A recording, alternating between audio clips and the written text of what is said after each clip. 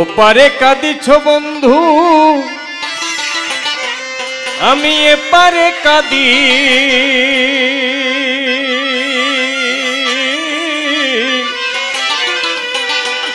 দুজনায় ঘর বাঁধিতা, না থাকলে নদী। ওপারে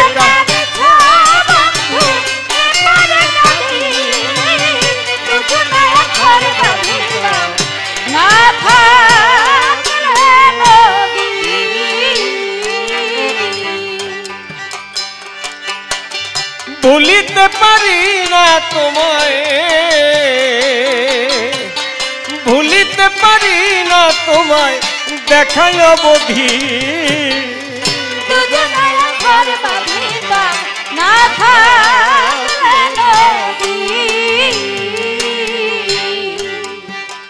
নিরজনে নিরজনে বসে আছি গোপন অন্তপুর, ওপার হতে ভেসে আসে তোমার বাঁশির সুর। নিরজনে বসে থাকি গো গোপন অন্তপুর, ওপার হতে ভেসে আসে তোমার বাঁশির সুর। পারি না ওপারে যেতে,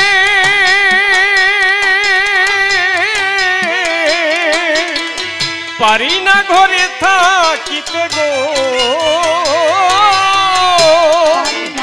পারে যেতে, পারি না ঘরে থাকিতে গো। ও ও ও জ্বলে পুড়ে হবে মরিতে, জ্বলে পুড়ে হবে মরিতে, বিধির কি বিধি। ঘর বাঁধিতাম না থাকলে নদী। মালা গেথে, মালা গেথে ডালা ভরে গো, ভাসাইয়ে দিলে পারো যদি তুলে নিয়ে পড়িও গলে।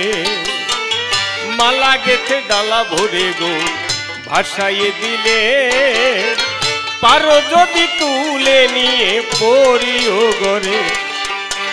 ভোরের আলো বুকে নিয়া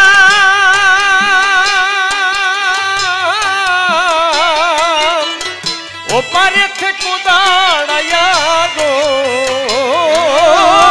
ভোরের আলো বুকে নিয়া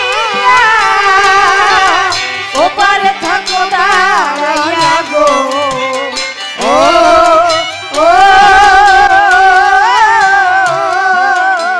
আমি এপার হতে দেখবো চাইয়া, এপার হতে দেখবো চাইয়া গো দরদি। দুজনে ঘর বাঁধিতাম না থাকলে নদী। বাতাসে আসিবে ভেসে প্রীতি স্নেহটু, পরশে জুড়াবো হইয়া আমার পোড়াবো। বাতাসে আসিবে ভেসে প্রীতি স্নেহটু, পরশে জুড়াবো হইয়া আমার পোড়াবো। হাসিব না কাঁদিব না,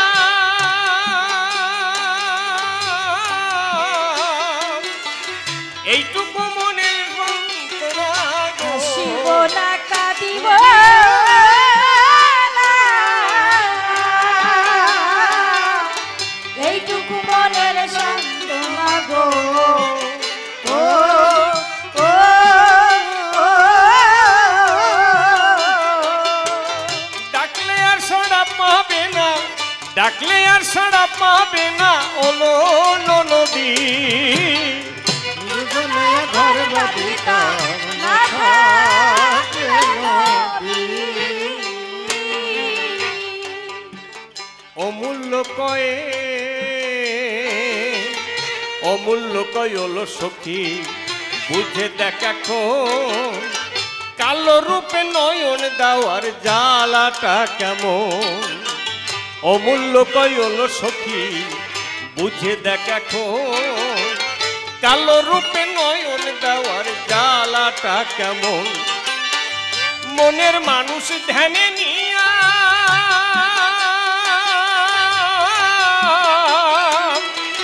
গোপন ঘরে থাকো গিয়া গো, মনের মানুষ ধ্যানে গোপন ঘরে থাকো গিয়া গো, ও ও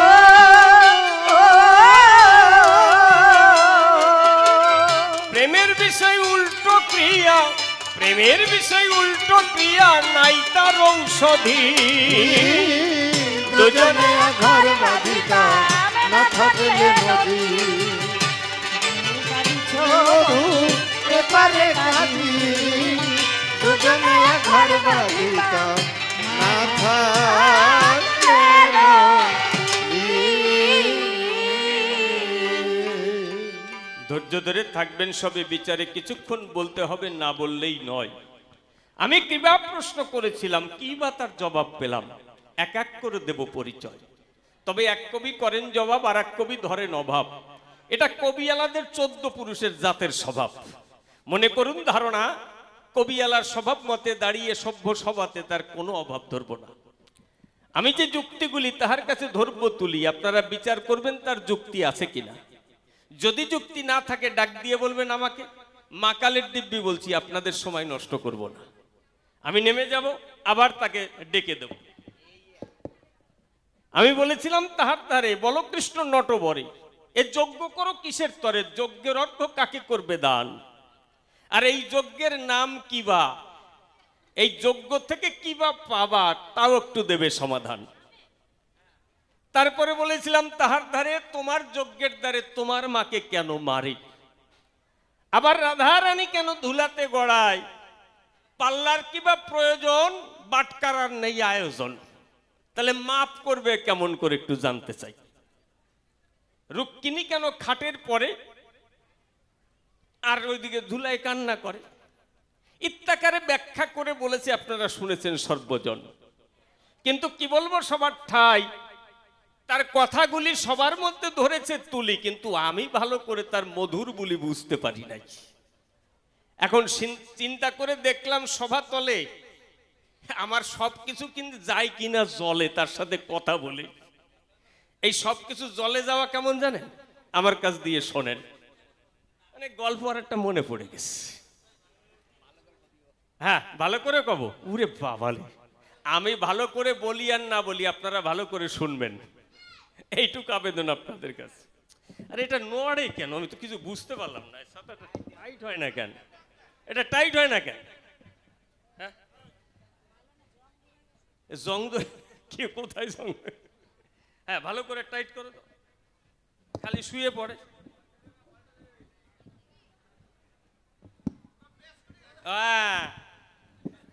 ওর পেঁয়াজ কেটে গেছে, তেজও কমে গেছে, আমি হাতে নিয়ে বলি। কি বলে? কারণ চতুর্দিকে ঘুরে ঘুরে বললে পরে ভালো লাগে অন্তরে, আর হাতে নিয়ে বললে ডিস্টেন্সও ঠিক থাকে মহাশয়। এবার পরিষ্কার ভালো শোনা যাচ্ছে না? ওনার বেলায় ঠিক করে দিও। মানে এক ভদ্রলোক 10 টাকা দিয়ে একটা জাঙ্গিয়া কিনেছে। এখন 10 টাকা দিয়ে জাঙ্গিয়া কেনার পরে 3 বছর ব্যবহার করে। 3 বছর যদি একটা জাঙ্গিয়া ব্যবহার করে তো কিরকম একটু হয়ে যায় না, জালের মতন ছিদ্র ছিদ্র হয়ে গেছে। এখন ও করে ভাবনা, এ জাঙ্গিয়া আমি আর ধোবো না, যদি ধোয় তাহলে তো ছিঁড়ে যেতে পারে। উনি 3 মাস ধোয় নাই। আচ্ছা, 3 মাস পরিষ্কার না করে জাঙ্গিয়া যদি কেউ ব্যবহার করে, তার গন্ধের ঠেলায় কেউ ঘরে থাকতে পারে?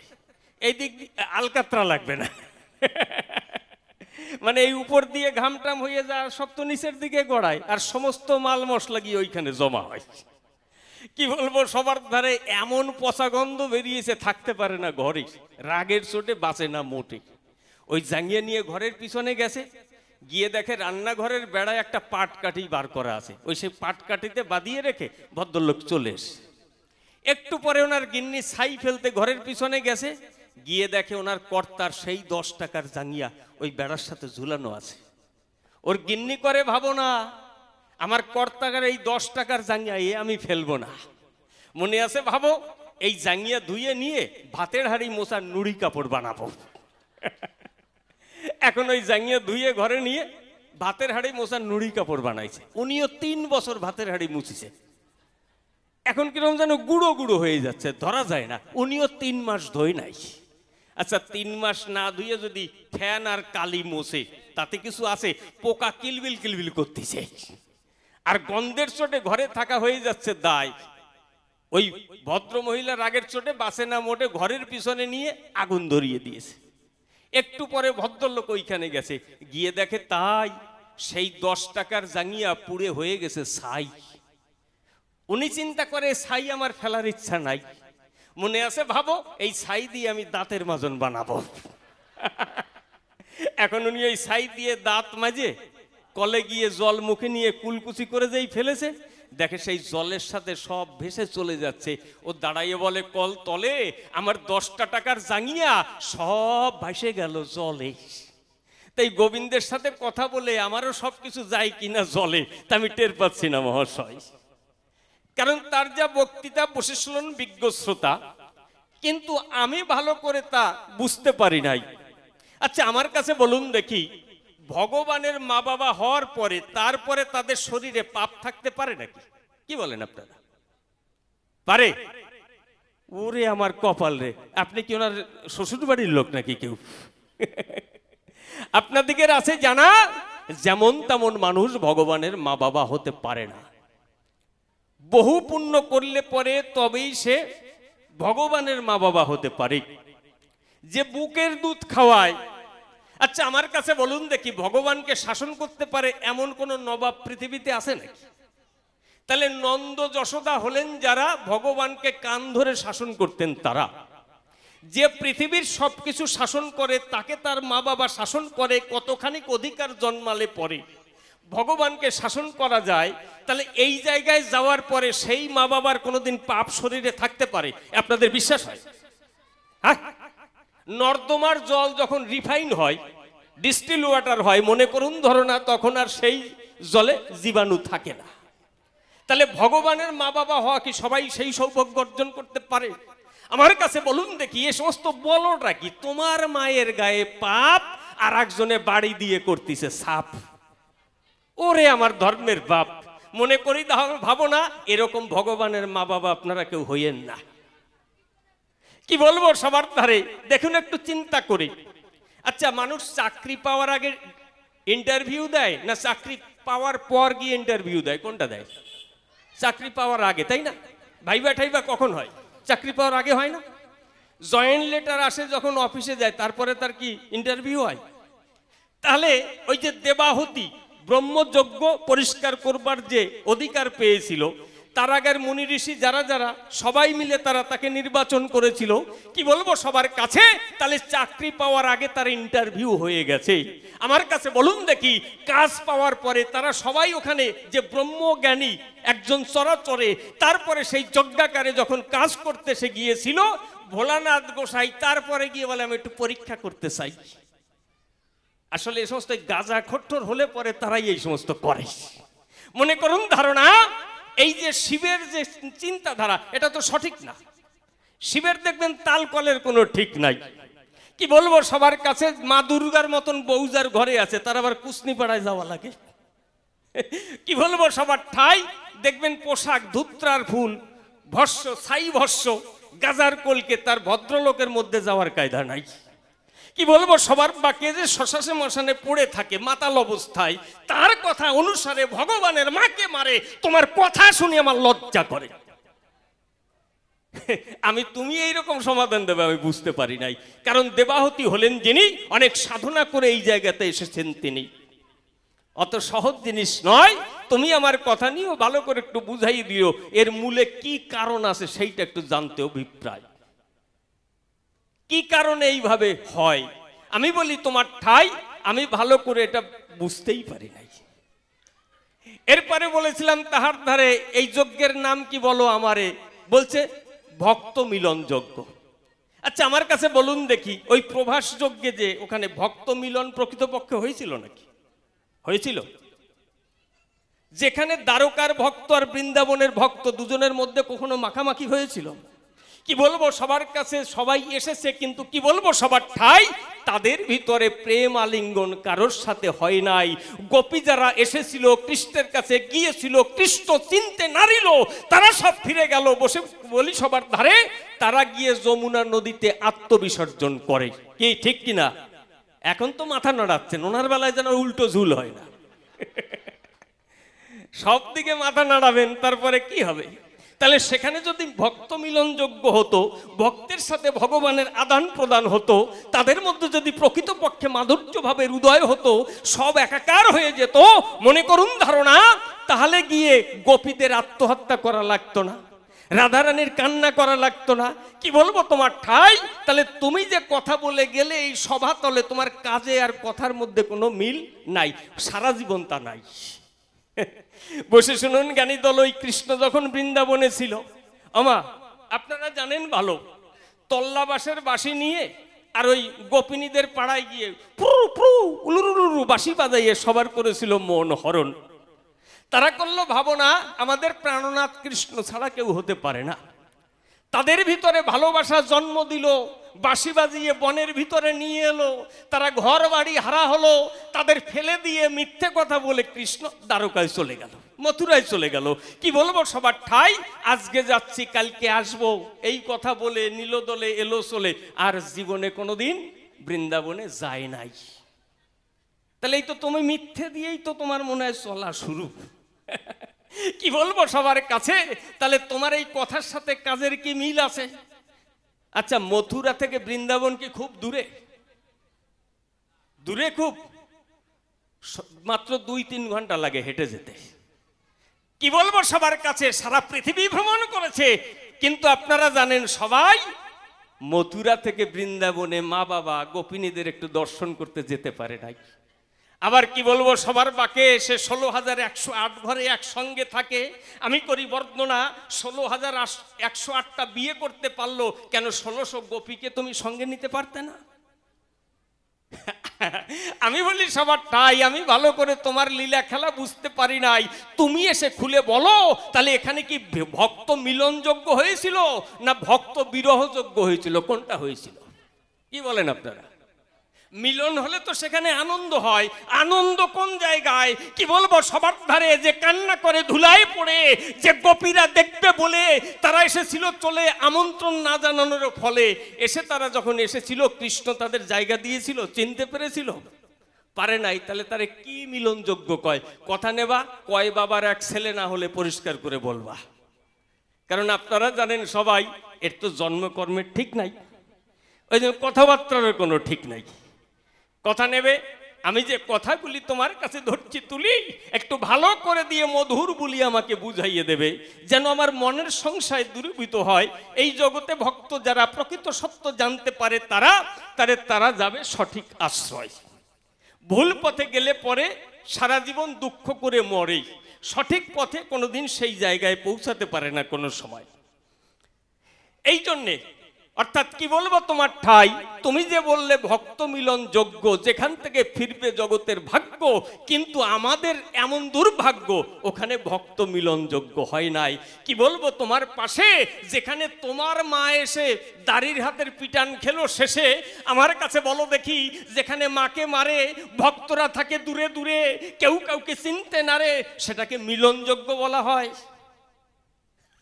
জানি না কোন দৃষ্টিকোণ থেকে তুমি বললে ভক্ত মিলন যোগ্য, তুমি সেইখানে এইটা করলে, আমি কিন্তু তার কেনিকোনাও বুঝতে পারি নাই। তুমি আমার কথা নিও, একটু ভালো করে বুঝাইয়ে দিও, যাতে আমার মনের দ্বন্দ্ব যায়। এরপরে বলেছিলাম তাহার ধারে বলো, একটু ব্যাখ্যা করি। আচ্ছা, এই যে পাল্লা রেখেছো কিসের তরে, এ দিয়ে কি হবে বলো তো আমায়? হ্যাঁ, বলছে না, এই ফুলের সমান যার ওজন হবে সেই যজ্ঞের অর্ঘ্য পাবে।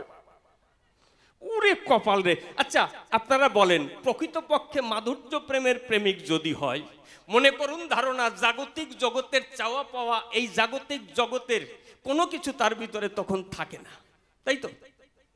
এই প্রপঞ্চের দেহকে যখন ত্যাগ করে অপ্রপঞ্চের দেশে যে প্রবেশ করতে পারে, জাগতিক জগতের কোনো কিছু তার লেনা দেনা থাকে না। আচ্ছা আমার কাছে বলুন দেখি, যে অপ্রপঞ্চে চলে যায়, প্রপঞ্চের একটা ফুল দিয়ে তাকে মাফ করা যায় নাকি?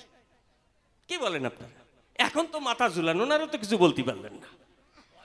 হ্যাঁ, তাহলে এই সাধনার জোরে যদি কেউ প্রপঞ্চ থেকে অপ্রপঞ্চে প্রবেশ করতে পারে, মনে করুন ধারণা এই প্রপঞ্চের জগতে কোনো কিছু তাকে আকর্ষণ করতে পারে না, তাকে কোনো কিছু দিয়ে মাপ করা যায় না, কি বলবো সবার ধারে, তাই যদি হয় সংসারে সাধনার পরে, তাহলে কেমন করে একটা ফুল দিয়ে মাপা যায় তারে? আমার কথা নিও, এই অপ্রপঞ্চের একটা তত্ত্ব দিয়ে ভালো করে আমার একটু বুঝাইয়ে দিও। কারণ কি বলবো, সবার পাশাপাশি আমি হলাম নারদ ঋষি, যোগ সাধনার মধ্যে থেকে এই পর্যন্ত আসি, কি বলবো তোমার ঠাই এই সাধন ভজনের বিষয়ে আমি একটু কোনো কেনি মাত্র জানি, একেবারে যে বোকা তা কিন্তু নয়। কি বলবো তোমার ধারে, তাহলে একটু বলবে পরিষ্কার করে, ফুল দিয়ে একটা অপ্রপঞ্চের জগতের জিনিস কি করে মাপ করা যেতে পারে, এইটা একটু জানবার বিষয়। তারপরে বললেন কি না, এই সমস্ত দিয়ে ছাড়ি আমি যাব নদিয়া পুরী, গৌর হরি হয়ে হরিনাম করে বেড়াবে। মানে পরে যেটা করবে আগে কইয়ে সারিছে, আগে যেটা জিজ্ঞেস করেছি তার দিকে খেয়াল নাই। ভালোই ভালো, যাক তোমারে জিজ্ঞেস করবো একটা, জবাব দেবার একটা, এটা তোমার ওনার এটা সারা জীবনের স্বভাব, আজকের না শুধু, তো আমার সাথে না জগৎবাসীর সাথে তাই করে। এই জন্য বলবে ভালো করে, তোমার কথাগুলি শুনলে পরে যাতে মানুষের বিভ্রান্তি দূরে চলে যায়, সঠিক পথে সবাই আসে, যেন জগৎবাসীকে সবাই ভালোবাসে, সবাই যেন একে অপরের পরিপূরক হয়। আপনাদিকের আছে জানা, তোমাকে দর্শন করার পরে কি করে মানুষের মধ্যে বিভেদ থাকতে পারে, এটা আমি ভালো করে বুঝি না। কি বলেন? ভগবানের দর্শন, ঈশ্বরের দর্শন, সঙ্গলাভ কি অত তাড়াতাড়ি হয়? অথচ তোমাকে যারা দর্শন করেছে, তোমাকে যারা সেবা দিয়েছে, তোমাকে যারা ভালোবেসেছে, মনে করুন ধারণা তাদের মধ্যে কোনো মিল মোহাব্বত দেখা যায় না, তাহলে তোমাকে সাধনা করে জগতের মানুষ কি ভাগ ভাগ হয়ে পড়বে একেবারে? হ্যাঁ, আমি তো এই সমস্ত ভালো করে বুঝি না। কি বলবো, সবার ঠাই গোপীরা ভালোবেসে দুঃখ পেল অবশেষে, তাদের সংসার ছিল, ছেলে মেয়ে ছিল, স্বামী ছিল, পিতামাতা ছিল, ঘর বাড়ি ছিল, সব কিছু ফেলে দিয়ে জঙ্গলে এলো, কালাকে ভালোবেসে এসেছিল তাহার পাশে সারা জীবন থাকবে বলে, কিন্তু সেই কৃষ্ণ তাদের মিথ্যে কথা বলে এলো চলে, আর জীবনে তাদের কাছে যায় নাই, তাদের মনোবাসনা পূরণও করে নাই, অথচ তাদের নিয়ে তুমি কি করে ভক্ত মিলন যোগ্য করলে, আমার মাথায় তা ভালো করে ঢোকে নাই। আমার কথা নিও, এটা একটু ভালো করে বুঝাইয়ে দিও। বেশি কথা বলে দরকার নাই, কারণ কি অল্প কথা বললেই বোঝে কানাই, যেইটুখানি বলে গেলাম এই যদি ধরে ধরে জবাব করে অনেক সময় লাগবে, কিন্তু অত সহজে সবকিছু সম্ভব হবে না, সহজ হবে না মহাশয়।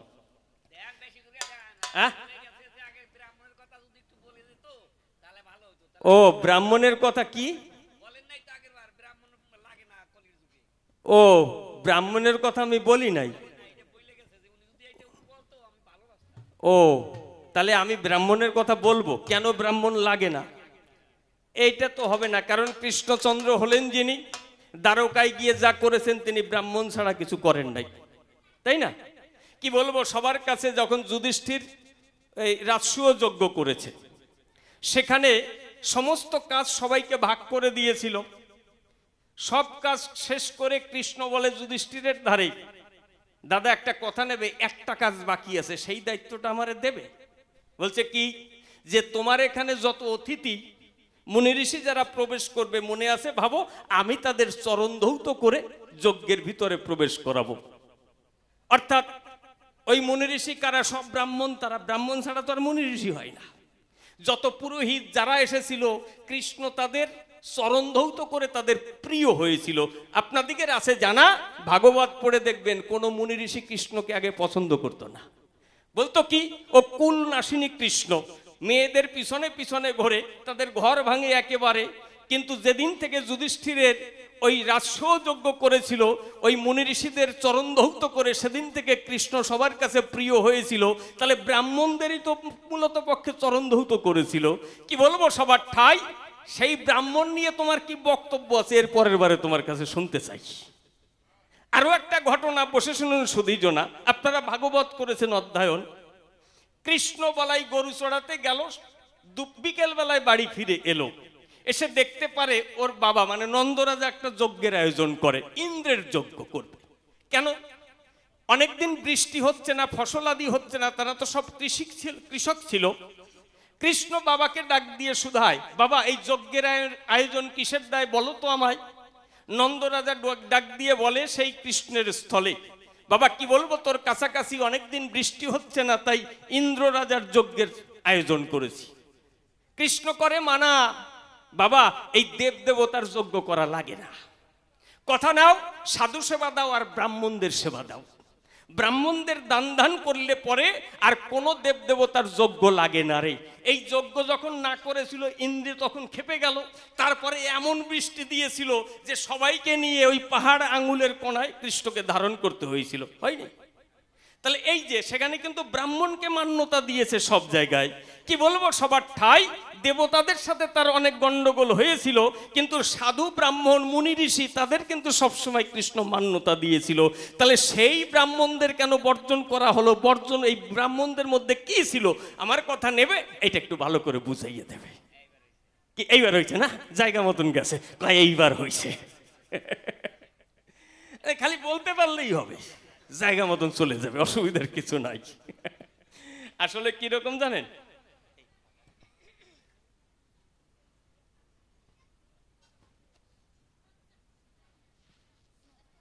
আসলে কি জানেন,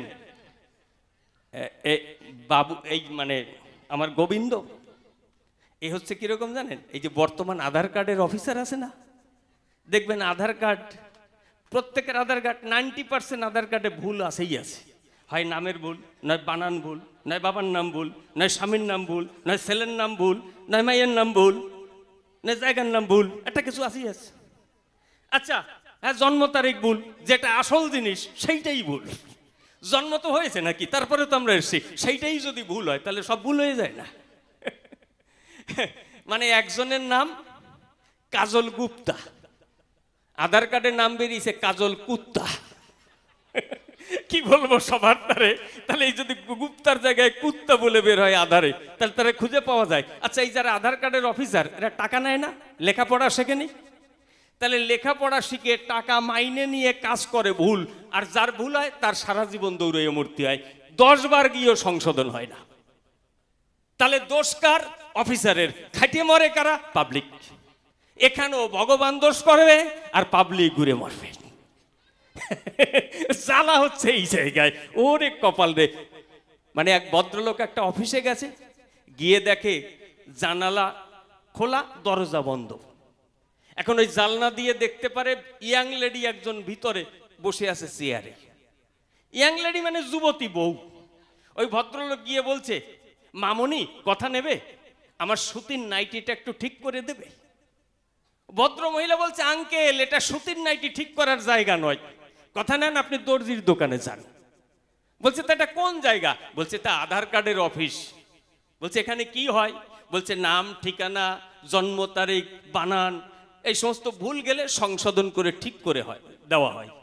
বলছে তাহলে মা কথা রাখো, আমার আধার কার্ডটা একটু দেখো। বলছে দেন।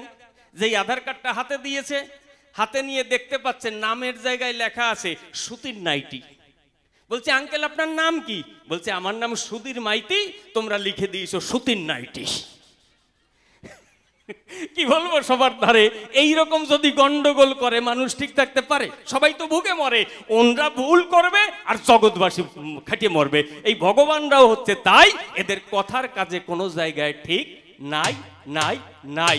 আর আমি যে নারদ এখনো টের পাই নাই। নারদ যারে ধরে তার 14 গোষ্ঠী যায় সারে খারে, তার ভিটায় শকুন পড়ে, তারপরে তারে ছাড়ে। ওরে কপালরা, মনে করুন ধারণা এই নারদ না থাকলে ভগবানের গোষ্ঠীর একটার জন্ম হতো না। কেন জানেন? আপনারা রামায়ণ পড়ে দেখবেন, দশরথ হলেন যিনি 749টা বিয়ে করেছিলেন। তিনি কয়টা? 749 খানা।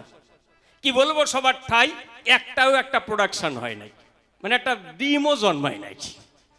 কি বলবো সবার ধারে মনের দুঃখে সে ঘুরে মরে। সবাই আটকুরা রাজা কয়, তার মুখ দেখলে যাত্রা শুভ হয় না। এই জন্যে যখন করে আলোচনা, দশরথ রাজা মনের দুঃখে জঙ্গল দিয়ে ঘুরিয়ে বেড়ায়।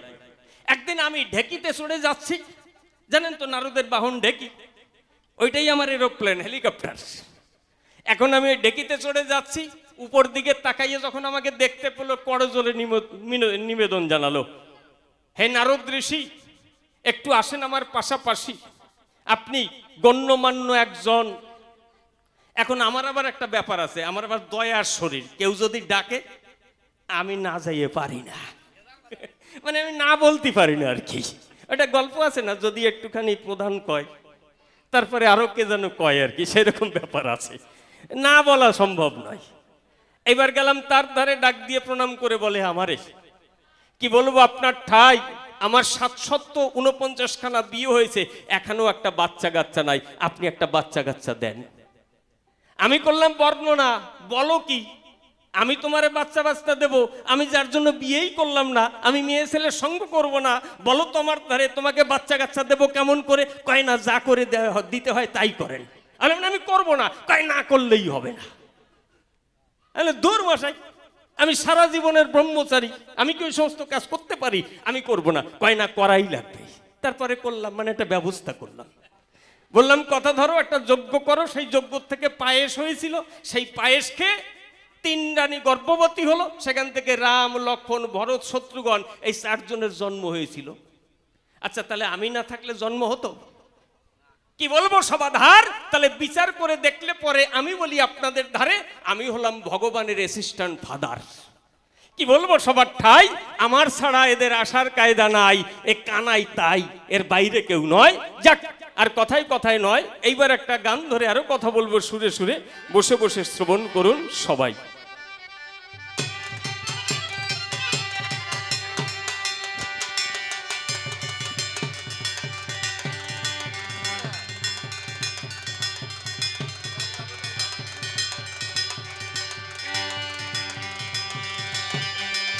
হ্যালো,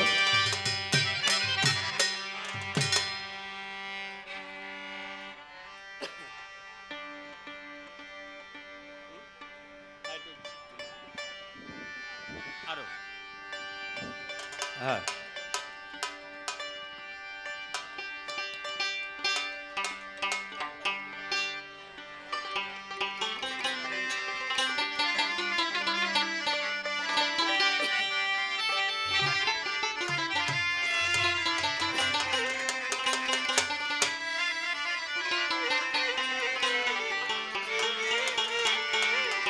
হ্যাঁ,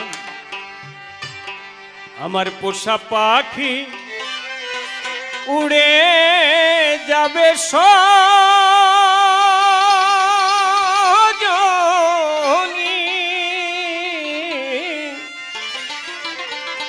একদিন ভাবি নাই মনে, আমার পোষা পাখি উড়ে যাবে সজনী,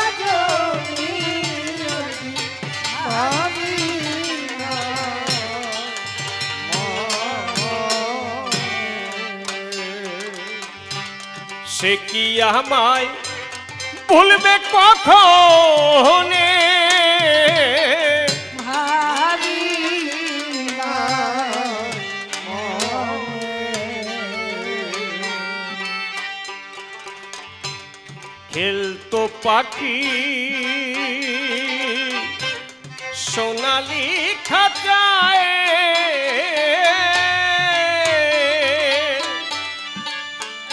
কত কি বলিত আমায় বসে রূপারি আড়ায়। খেলতো পাখি সোনালি খাঁচায়,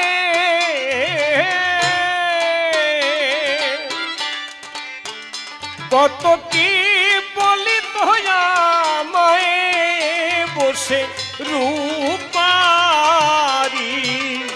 আড়ায়। স্ফটিকের বাটি ভরে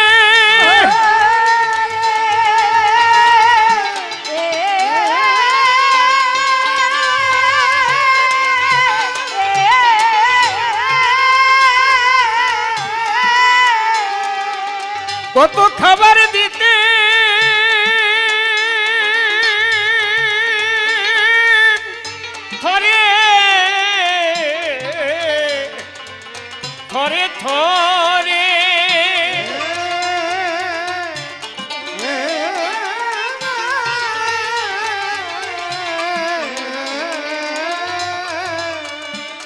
মধুর পাখি আমার খেত আনমনে একদিন ভারী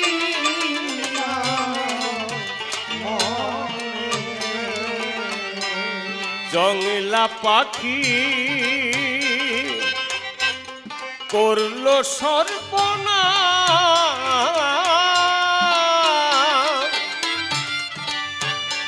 এখন শুধুই হাই হুতাশ কোথায় করব তার তালা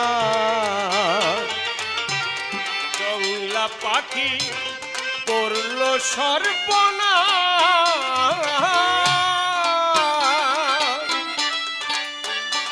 এখন শুধুই হাই হুতাশ কোথায় করব তার তালা কে এমন দরদি আছে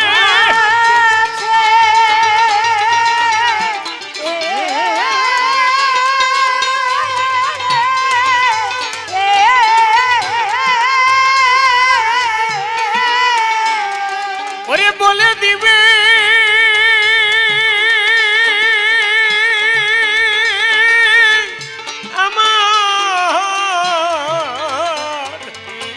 আমার কাছে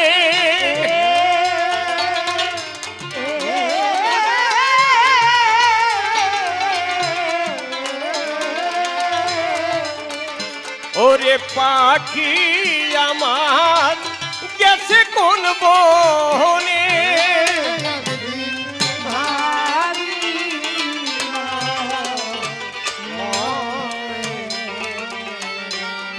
আগে যদি জানতেম পাখির মন সে যে করিবে মন তার দিতে না এই মন আগে যদি জানতেম পাখির মন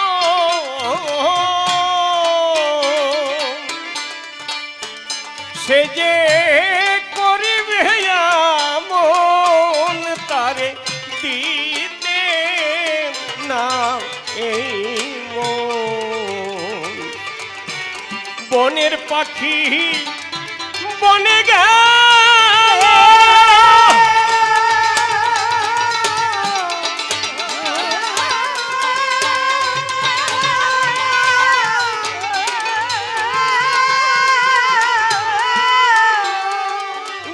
আমার বুকে ভীষণ ভীষণ শেল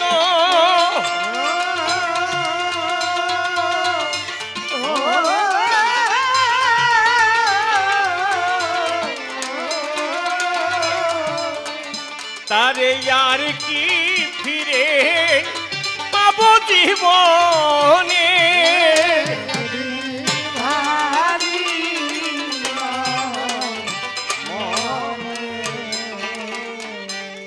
পাখির মায়ায় পড়ে কতল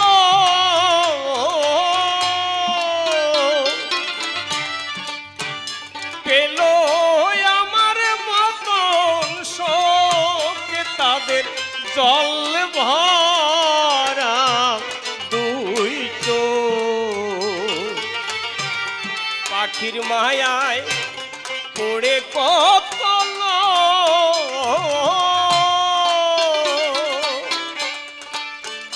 পেল আমার মতন শোক তাদের জল ভরা দুই চোখ অসীম গগনের পাখি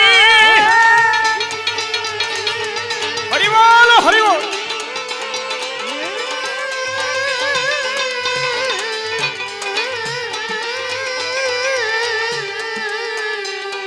ও তোরে আপন বলে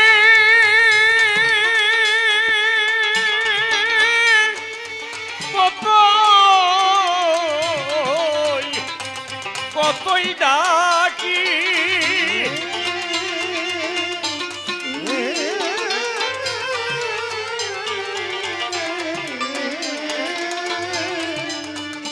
পাগল বিজয় কাঁদে বসে বিজনে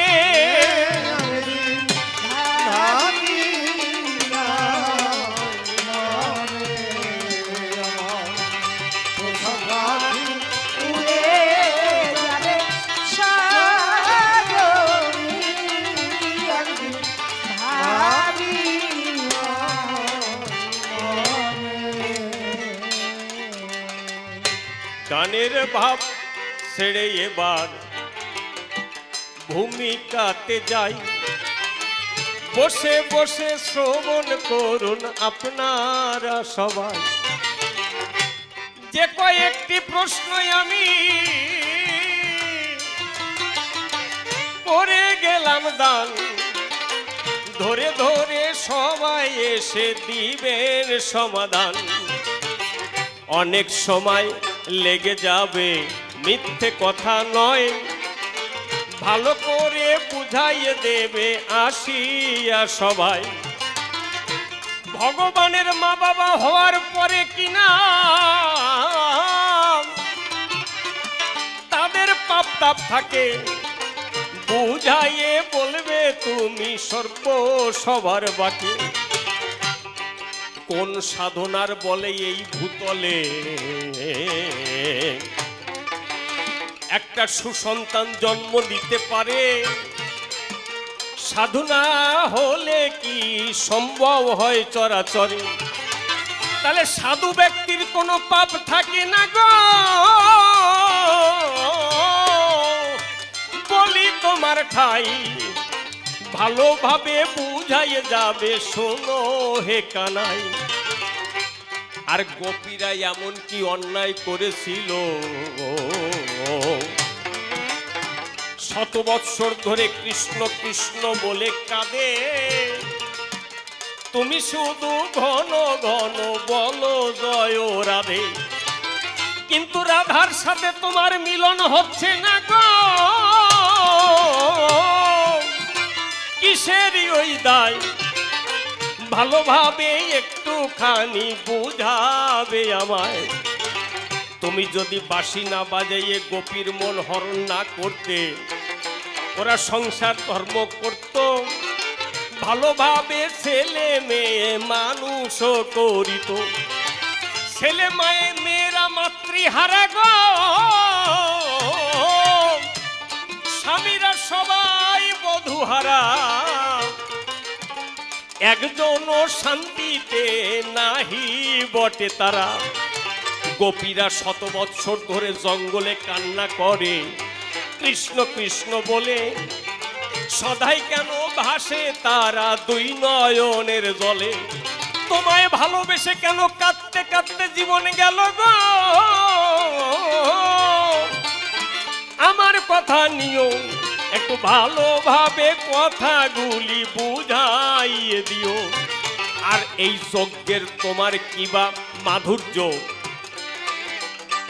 আমার কথা নেবে ভালোভাবে একটুখানি বুঝাইয়ে দেবে সাধারণভাবে যে যজ্ঞ হয় গো সেই যজ্ঞের তোমার যজ্ঞের মিল কোথাও নাই অনেক জায়গায় অমিল আমি দেখিবারে পাই যজ্ঞ করবে বেদ মানবে না করি যে বর্ণনা ভালোভাবে মাহাত্ম্য আমি বুঝতে পারলাম না তাই মূল মাহাত্ম্য খুলে বলবে সত্য সবার ঠাই ভালোভাবে একটুখানি জানিবারে চাই আর প্রভাস কিনারায় কিসের তরে যজ্ঞ করেছিলে তাহার কি মাহাত্ম্য একটু যাবে তাহা বলে কেন এইখানে ফাঁকা জায়গায় যজ্ঞের আয়োজন কি বা ছিল জগৎ কল্যাণে তাহার প্রয়োজন বিস্তারিত ভাবে একটু জানিতে যে চাই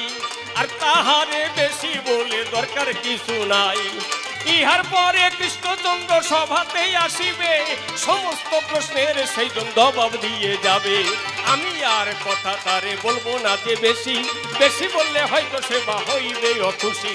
যে কয়েকটি প্রশ্ন আমি করে গেলাম দান, এই যদি ধরে ধরে জবাব করেন দান, অনেক সময় লেগে যাবে, মিথ্যে কথা নয়, আর তাহারে বেশি বলা মোটে ভালো নয়। তবে আর ভিন্ন কথা বলবো না, এইখানে তো ছেড়ে দেবো কাব্য আলোচনা। বহুভাবে বহু কথা বলতে গেলে পরে হয়তো বা দোষটি হয়ে যেতে পারে। এই দিকে আসেন তোমার জাতি আমি সবার চরণে জানাই প্রতি, এই বিশ্বাস তোমার গুরুজন আমি সবার চরণ করি। এইখানে আমার মতন দিলাম সাঙ্গ করি, যার যার ইষ্ট প্রেমানন্দে ভক্ত বৃন্দে একবার বলুন হরি হরি হরি হরি হরি।